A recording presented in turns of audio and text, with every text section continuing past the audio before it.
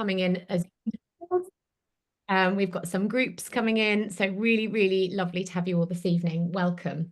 I'm Ania Townsend. I'm the Director of Communities here at Steplab, which means I have the great privilege of working with our community of users to both support them to implement instructional coaching and PD really effectively in their schools, but also to learn from their brilliance and harness some of their ideas so that we can improve our platform and our content and our support for our schools.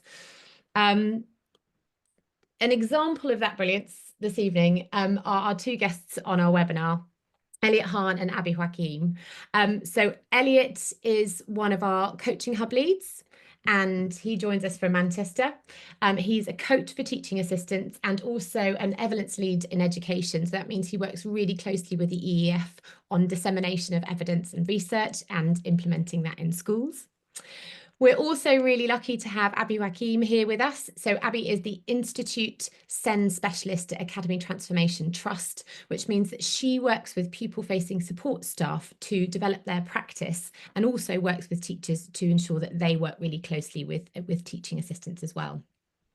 Abby was one of those brilliant people. When we heard about some of the content and the support that she was doing for teaching assistants in schools, we got in touch with her, and she's actually helped to shape the content that we have on the platform and that we'll be sharing with you this evening. So welcome to both of you. What are we going to be covering tonight? We're going to be looking at these three questions. So I'll just give you a moment to look at those on the screen. We're going to be thinking about why there is this need for specialist PD for teaching assistants, how Steplab can support you with the resources and the tools that we have got on our platform. And then Elliot and Abby will be both talking from a primary and a secondary perspective about how you can implement instructional coaching for teaching assistants in schools. We're going to start with hearing from Abby, who's going to talk to us about why there is this need for PD for teaching assistants. Abby, over to you. Thank you very much. So I'm going to start off sort of looking at really the basis and the reason why we need to really prioritise professional learning for teaching assistants, and sort of therefore how Steplab as a platform and instructional coaching fits in with that process. So I'm just starting off with sort of a quote. So I'll just give you a minute just to sort of read that.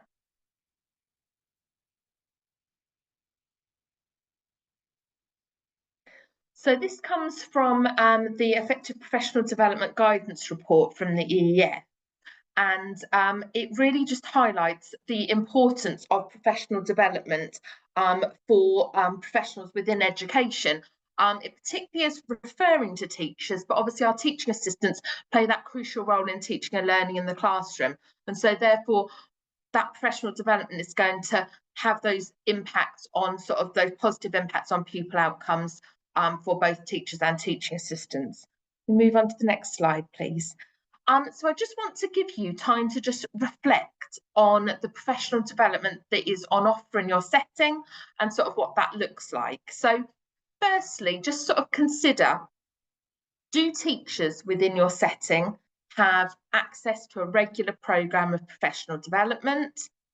Are they able to access national programmes of professional development? So for example, the ECF, MPQs, etc.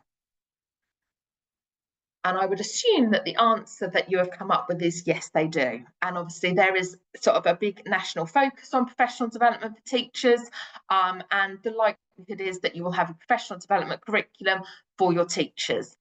And I just want you to do the same reflection for the professional development offer for your teaching assistants. Now, it may well be that you've got a really developed professional development offer for your teaching assistants, but this can sometimes be more tricky, and there are less sort of obvious pathways and sort of national offers to really support what that teaching assistant professional development journey might look like. So I'm just going to sort of take you through the reasons why it's so important that we really plan for teaching assistant professional development, and some of the challenges that we've maybe sort of come across, and the ways you might sort of want to start thinking about working towards overcoming some of those to form a really good basis for being able to build a professional development offer in your setting. So these are just sort of reflections from the recommendations in the EEF Making Best Use of Teaching Assistants Guidance report.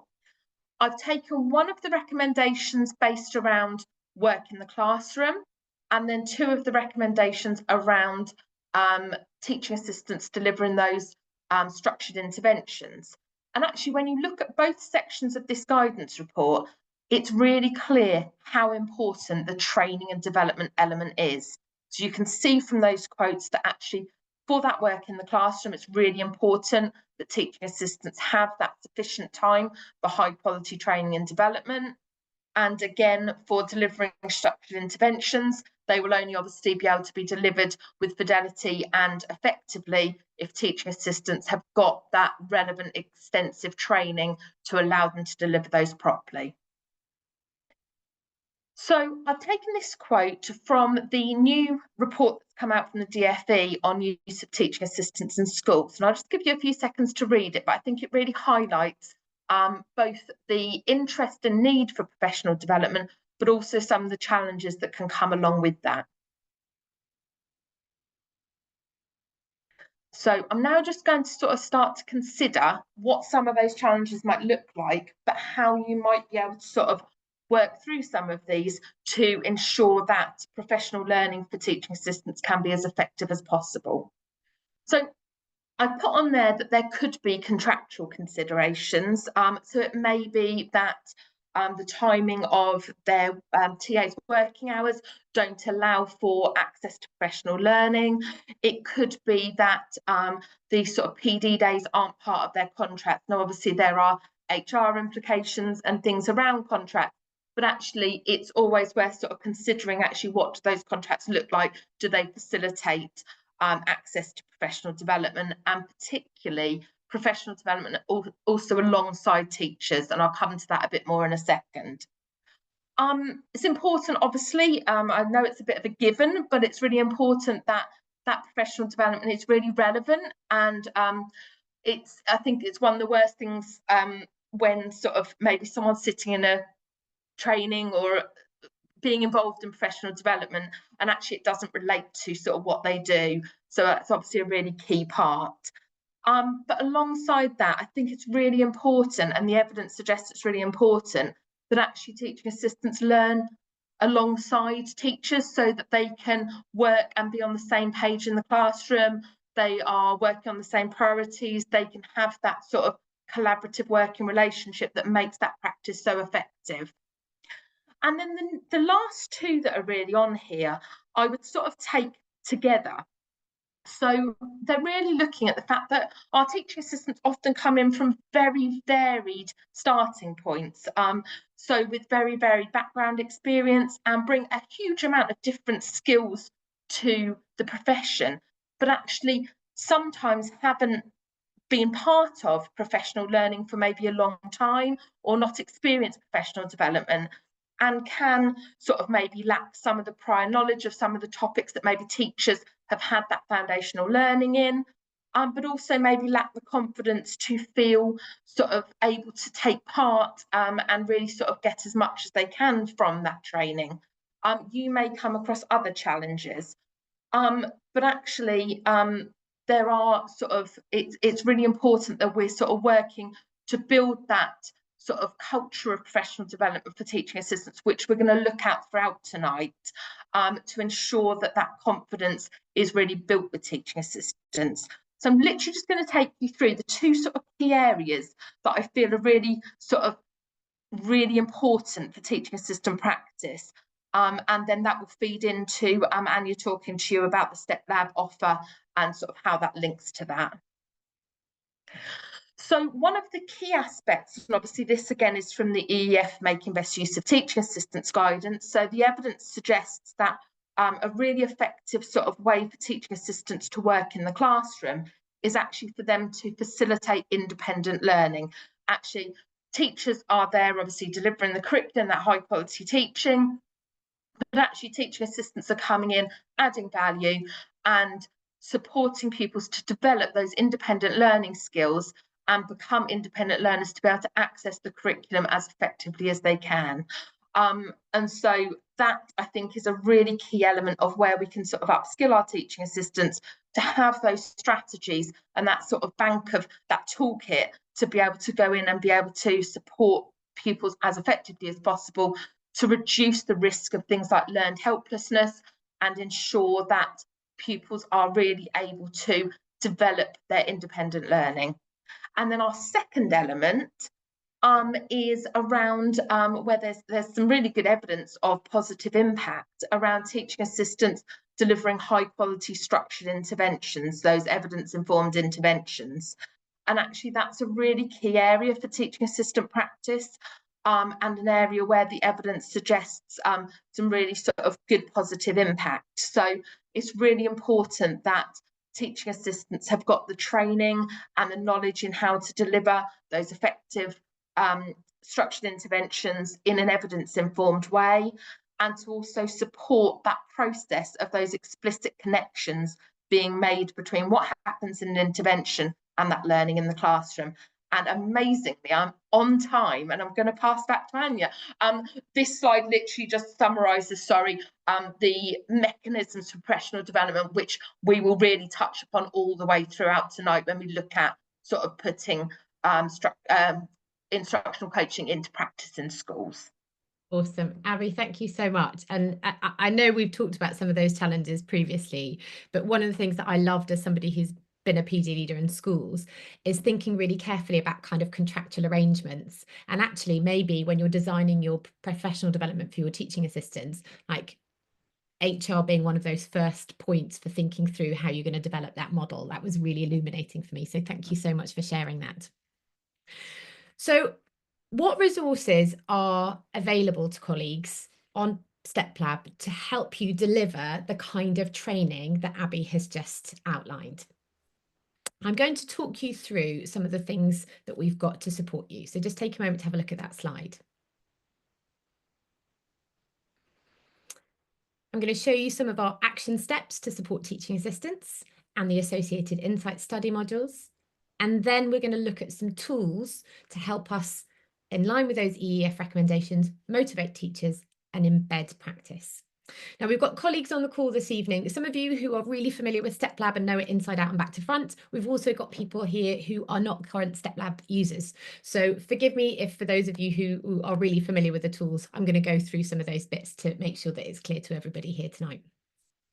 We'll start then by looking at our action steps. So Steplab gets its name because it's made up of this library of hundreds of evidence-informed granular action steps that can be used to improve teacher and teaching assistant practice. So we're going to have a look in the Steplab library and I'll show you what we have available for teaching assistants. So if I go to our library, this is where you'll find our steps, our courses, and if you choose to do so over time, your bank of videos. Within the library, you've got access to our core steps, which are appropriate for pupils in Key Stage 2 to Key Stage 5, our EYFS and Key Stage 1 steps, and our specialist steps. And this is where you'll find our teaching assistant steps. We worked really carefully with specialists like Elliot and Abby to ensure that the teaching and goals for teaching assistants really follow the best practice guidelines that Abby shared with us. So one of the first things we want to do is to make sure that TAs are fully prepared for their role in the classroom, which is part of recommendation 1.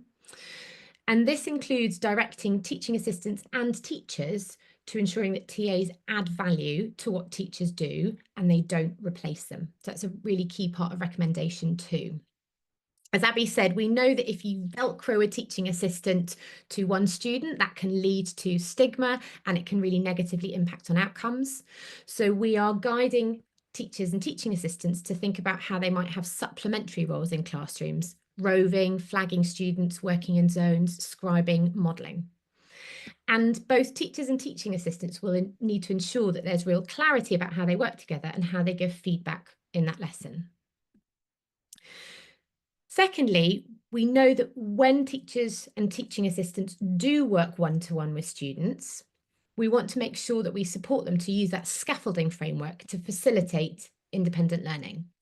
And so this is all our steps that relate to recommendation 3 to ensure that teaching assistants are able to use prompts and clues to scaffold students towards independence.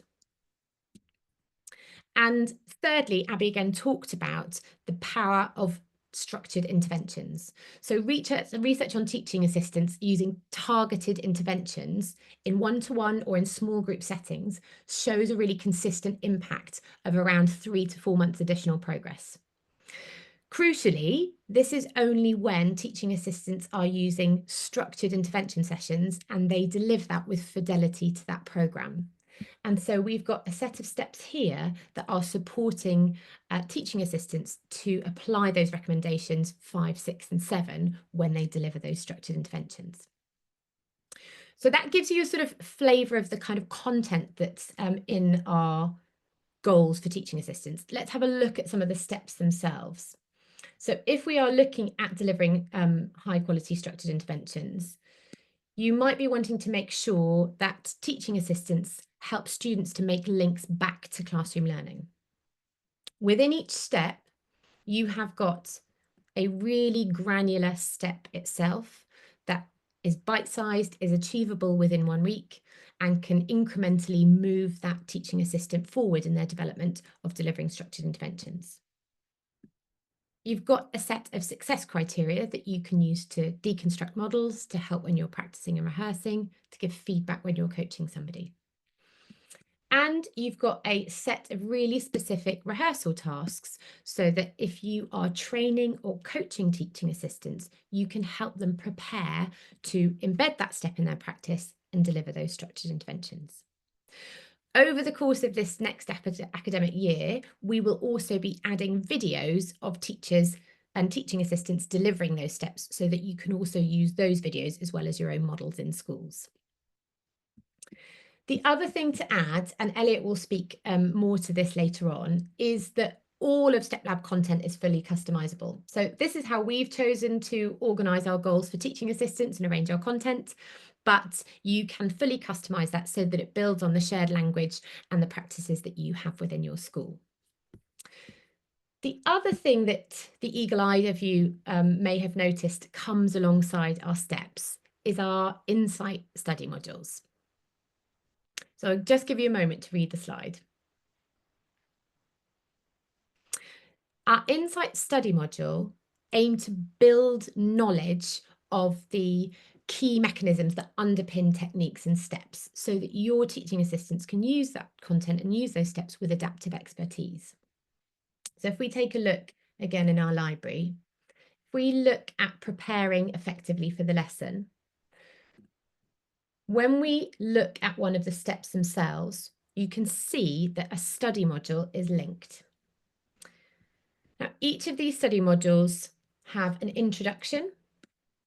They have a model of, sorry, I'm on our demo site here. We'll jump into another one. There we go. Bear with me one moment.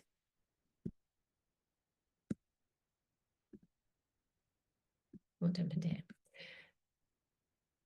They have got a model, hooray, a model that you can deconstruct with a teaching assistant. There are some questions about that model that a teaching assistant can answer, and then they can get some feedback on those answers. And there's an evidence summary. So again, Abby has shared with you some places that you can go to get for more research and evidence to share with your colleagues, but they can also dig into the references here in our evidence summary. There are some case studies of examples and crucially non-examples of these steps and techniques in practice, and teaching assistants can engage in those and reflect on those. A few more case studies and then some reflection tasks. Now, if I'm thinking about how I might use this content to develop teaching practice, teaching assistants can access those insight modules themselves and they can assign them themselves. A coach who is coaching a teaching assistant can assign those study modules, or indeed a school leader can assign a module to a group of staff. This is actually an example of one of the insight study modules that would be really useful to share with teachers and not just teaching assistants. So if we go back into our library and we look at our teaching assistants insight study modules, it's as important that teachers have a really clear understanding about how best to work with teaching assistants as the teaching assistants themselves. So you can assign these to both teaching assistants and your classroom teachers. Now, you can use this content where people complete those self-study modules, but of course you could use some of that content to underpin group training or practice with groups of teaching assistants rather than just self-study. So you could use part of that for delivery of a session. You can share some of those rehearsal tasks and engage in that as groups as well as through coaching. If we jump back into then thinking about some of the tools, so we've shared with you our steps and our insight modules that help you think about what content is available, but you will want to close that knowing doing gap and embed that within practice. So there are a couple of tools that are really useful for you to do so. The first is our drop-ins tool. So I'll give you a moment to have a look at the slides and then I'll explain our drop-ins. So drop-ins are quick, low stakes, 5-10 minute visit to a lesson. You identify something you love, you give some positive feedback, and recipients receive a message through the platform. They're a really brilliant way of building culture and normalizing people being in one another's lessons. And Elliot will talk more about how he's done that in his school. Once you've established that open door culture and people are receptive to feedback, you are likely to want to move towards an instructional coaching program. And we know that instructional coaching is one of the best forms of PD that we can offer our staff because it incorporates so many of those mechanisms that Abby shared with us from the EEF guidance around effective professional development. Steplab's instructional coaching model ensures that we build insight, we develop techniques, we embed practice in the classrooms of our teaching assistants and our teachers.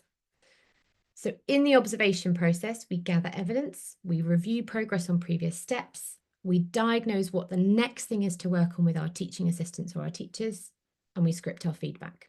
And that takes about 15 minutes. Later that day, within a couple of days, we will then move to giving feedback. We're going to praise that teacher and prompt reflection on the success. We're going to agree on the next step to work on.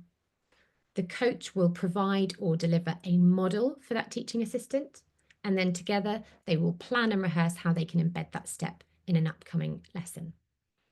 And for those of you that are not familiar with coaching on Steplab, we have really carefully scaffolded feedback forms that prompt coaches with success criteria, model videos, and rehearsal tasks to enable them to carry out that structured coaching conversation.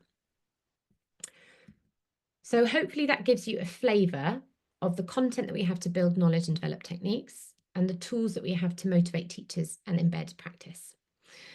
I'm now going to hand over to Elliot, who's going to talk to you about how he has used that content and that tools in practical application in the schools that he supports. So over to you, Elliot.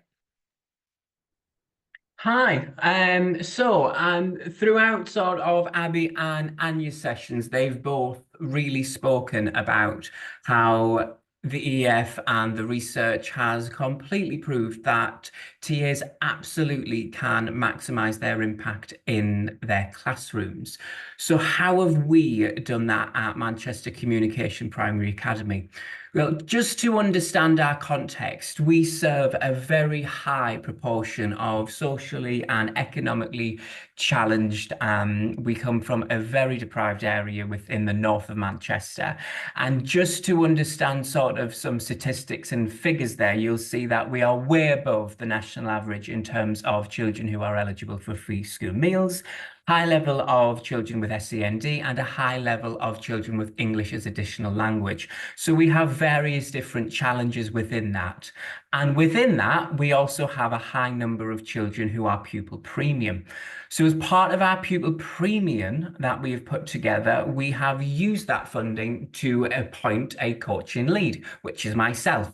And part of my daily role is to ensure that TA practice is the best it can possibly be through regular instructional coaching.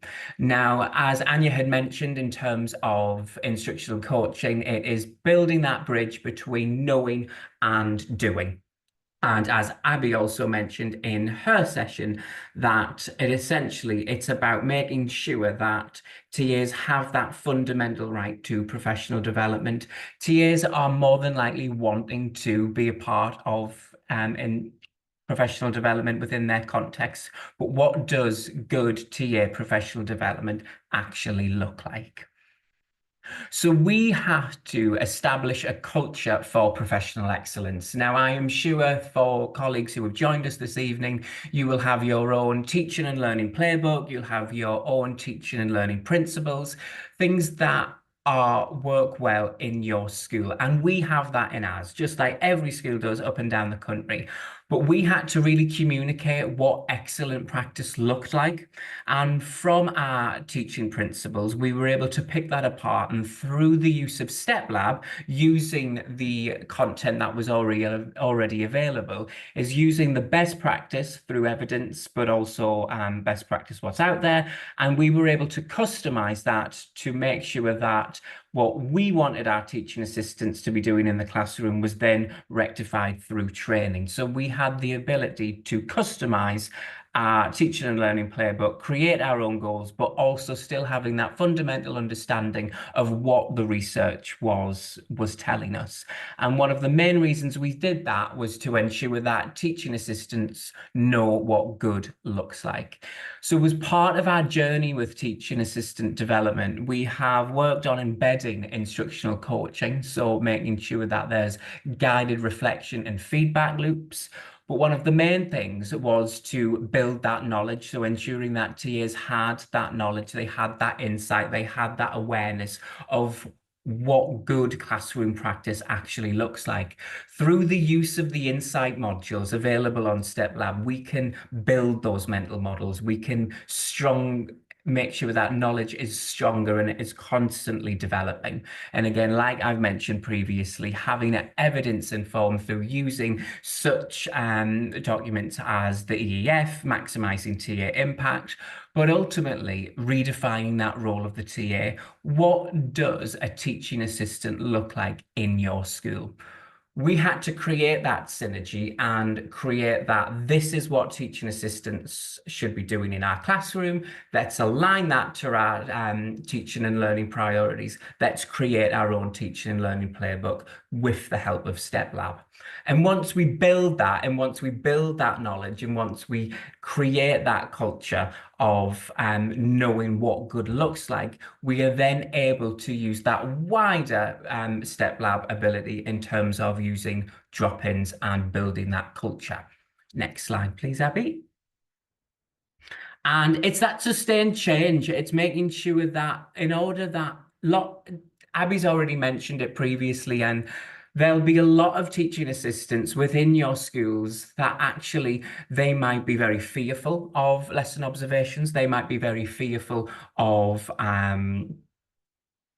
receiving feedback because they are not used to it. Some performance management is tailored just at teachers. And actually, teaching assistant feedback just forms part of a teacher observation. But we had to absolutely change that culture. And we had to ensure that if we wanted teaching assistants to be receptive to feedback, that we were celebrating those positive firsts.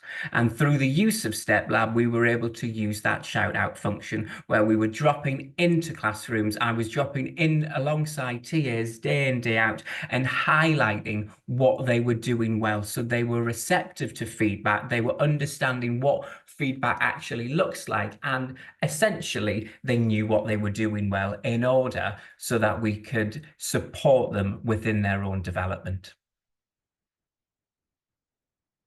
And then once we build that culture, we can provide a prompt for development through the use of drop-in. So as you can see on your screen here, in the previous slide, you'll have seen an example of a shout out, but now once you've given that culture of shout outs and you're celebrating what staff are doing well, staff are becoming more receptive. They are wanting to be observed. They are wanting you to drop in because they are wanting to know what they're doing well.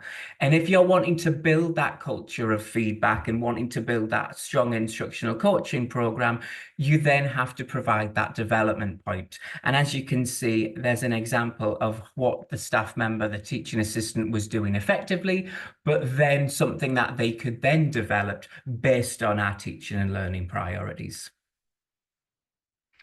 And it does come back to that normalizing of feedback. Celebrate that success first. That then codifies the change that you want to see along the line with your school development priorities or your teaching and learning principles. And you lock in those good habits and you build that strong culture. If you are being told that this is what you are doing well, you are going to implement that into your day-to-day practice. I am also an avid believer that there is a psychological impact within that too. So if I was on my Steplab page and I'd seen that lots of my colleagues were getting shout outs for a specific teaching technique, it would make myself question, oh, I haven't been doing that, so I'm going to implement that in my practice, or I'm going to attempt to implement it. And then within instructional coaching, I can then develop that. So what does that actually look like? We employ a range of apprentice teaching assistants, but we also have a range of qualified teaching assistants. And throughout the week, throughout a fortnightly or a weekly cycle, TAs are observed. For our apprentices, it does work through looking at weekly coaching, very similar to what ECTs receive as part of their ECF framework.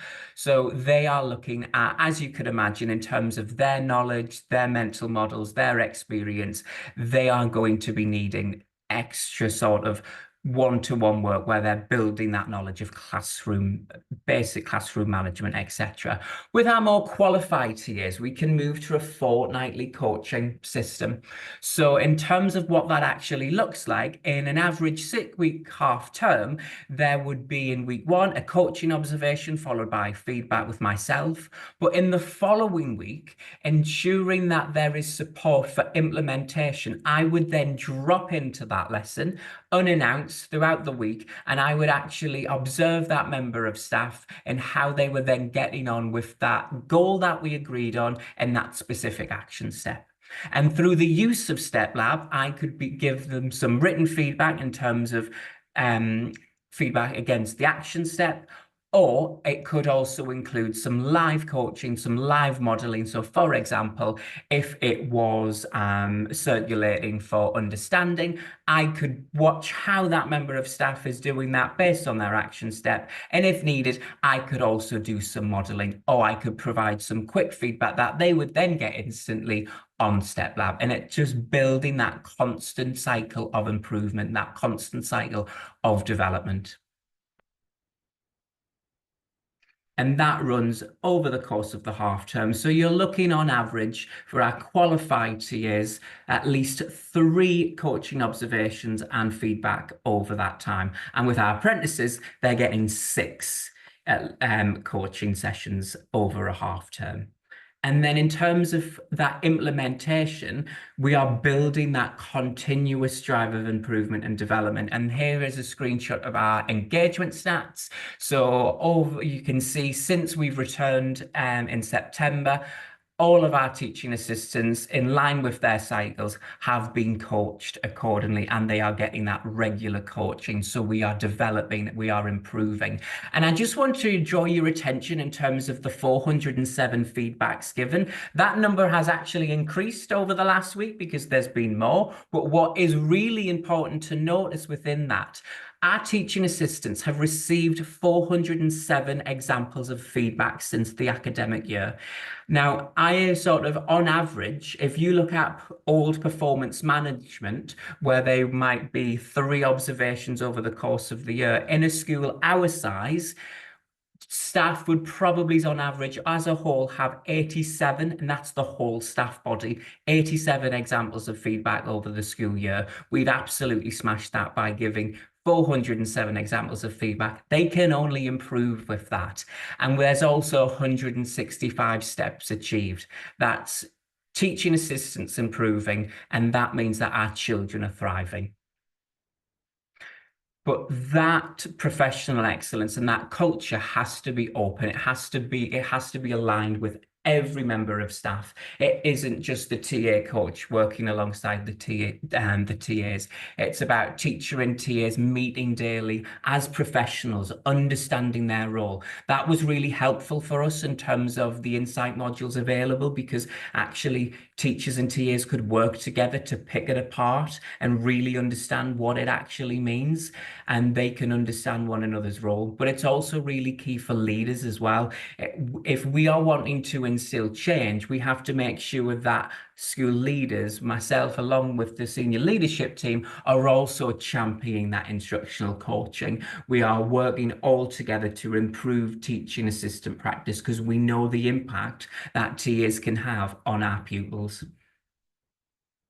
And what impact has it had? We've got a huge improvement of TA confidence over the last 2 years, because teaching assistants know what good looks like. They're being modelled, they're taking part in rehearsal. So there's that time for them to refine their practice. You've just seen the graphic there in terms of how much feedback's been given, but how many steps of improvement have taken place since September. Now, we've been doing this for now, we're into our 3rd year of doing so. So think how much feedback has been given and how many steps have been achieved. That can only enhance learning time.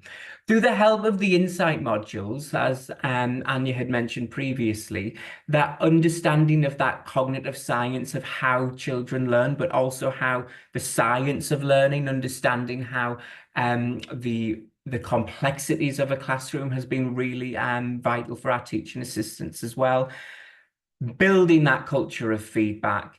Our staff are now craving feedback. They want to know what they're doing well, but more importantly, they want to know how to improve and how to get better, so they can improve the outcomes for the community, the children that we serve. And I'll hand over to Abby, who's going to discuss what instructional coaching and the use of Steplab can mean at secondary level.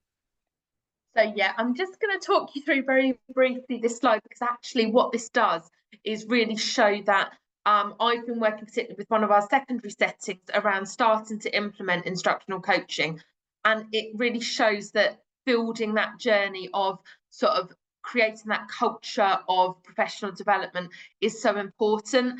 And actually, although the logistics of how it might be delivered in a secondary may look slightly different, actually a lot of the key features of that implementation process are very similar. So we've sort of looked at implementation with starting with those really small steps, because actually we're maybe working with people who haven't experienced that feedback process, or sort of had anyone come and drop in and sort of see their practice on a regular basis. So actually starting with those really small positive drop-ins to give that positive feedback to really build that culture, and then sort of building on that with that more public sort of praise and feedback, that positive feedback through shout outs, so that other people are able to sort of see that positive feedback and really reflect on that. And then sort of maybe piloting through some volunteer TAs who would like to engage in the beginnings of instructional coaching, and sort of really using that as sort of the vehicle to then sort of build that culture to make sure that everyone feels sort of safe and secure in that process. And then potentially expanding sort of the coaching team, upskilling maybe those sort of HLTAs within the setting to really support with that instructional coaching, and making sure that they are trained and skilled to be able to then deliver that. And there's training modules sort of on Steplab that can support with that. And then obviously building that over time into sort of that whole TA team coaching. So it's just another example of sort of how that process of building that culture could work. And I'm going to hand back over to Ania now. Brilliant. Thank you so much, both of you. So we are heading towards the questions phase of our webinar. What I hope that you have got from our time together this evening is a real understanding of why there is that need for specialist PD for our teaching assistants, what some of the resources are on Steplab that are available, and we are continuing to add to those all the time, and how you could go about implementing instructional coaching in a primary or indeed in a secondary setting. So thank you so much to Elliot and Abby for the wisdom that we shared. We've now got a little bit of time for questions. I believe we've got one that's already been shared, but if you have others, then please do add. So Karen has asked a question. How do you find time to do this? This is the million-dollar question that lots of our schools ask about, regardless of their coaching program. But how do you find the time to do this? I'm a lone Senko in a 3-form school, and I don't have any spare time. Elliot, perhaps you could start off with some suggestions. Yeah, and it's a question that I get asked a lot, and I suppose I mentioned at the start of my session, sort of using that pupil premium money in terms of funding my role has been really crucial. But at the end of the day, I think for me, it comes to that investment. You know, how are you going to make the thing the thing? We discovered a few years ago that actually that one of the main things that we needed to improve is the impact our teaching assistants were going to have. So it was about employing a full-time coaching lead who can do that, and within my role having that flexibility to do so, I can through the nature of it. And I think if a school's trusts, I would be a huge advocate saying to those sort of senior executive leaders, if you want to make this happen and you want, you know, improved outcomes for your children, you've got to invest in that instructional coaching. Thanks, Elliot. Abby, any suggestions about how you manage the logistics? I think with our perspective, it's been about sort of creating that sort of maybe implementation structure where this sort of gets built into the culture of the school, but also then sort of upskilling and sort of utilising additional staff within teams. So potentially we've got assistant Senkos, potentially HLTAs in the future being sort of upskilled to be able to build that capacity, to be able to sort of expand that coaching team and be able to sort of look at it that way. Okay, thank you. And Karen, the only thing that I would add there is we have there are sort of as many different models of managing instructional coaching programs as we have schools. Some of our schools have a sort of instructional leader model in the one that Elliot has at his school. Others have a much broader coaching team, or indeed a peer coaching model that sort of Abby's team is moving towards. And one of the pieces of support that we offer at Steplab is daily masterclasses. So if you're a Steplab user, you can come to a masterclass with a PD leader any day, and we can really unpick the question of how might we set up a system that would work in your school context, given the capacity of your team. So please do come to a masterclass if that sounds helpful. Okay, we've had another question about shout outs. So if I just jump back to one of Elliot's slides here. At Steplab, you can do a drop-in, and a drop-in is where you visit a lesson and you send them some drop-in feedback. And that might just be positive in the first instance. And then as you've built that open door culture, you might begin to add developmental suggestions for that teacher or teaching assistant. That drop-in feedback goes directly to the teacher. Their head of department or their team leader can also see it, and leaders within the school, but it's not on a public notice board. So that's the drop-in feedback. You might also choose to add a shout out. And so if we go back to, Elliot, where was your slide here? A shout out, that is public. So you can choose whether it works best to start with just private feedback to an individual teacher or teaching assistant in the first instance, or whether you want to kind of get going and celebrate those teachers and teaching assistants from the get-go. So you don't have to add a shout out, but you can choose to do so. Any other questions, Sophie, that have come through, or is there anybody that wants to pop any more on now? We have some open questions. Oh, great. Open questions. Sorry, I'm looking at the answered ones. Great. Can TAs coach each other? Yes, they can. So again, it's a brilliant question, kind of get really into the nitty gritty of it and come to one of our masterclasses.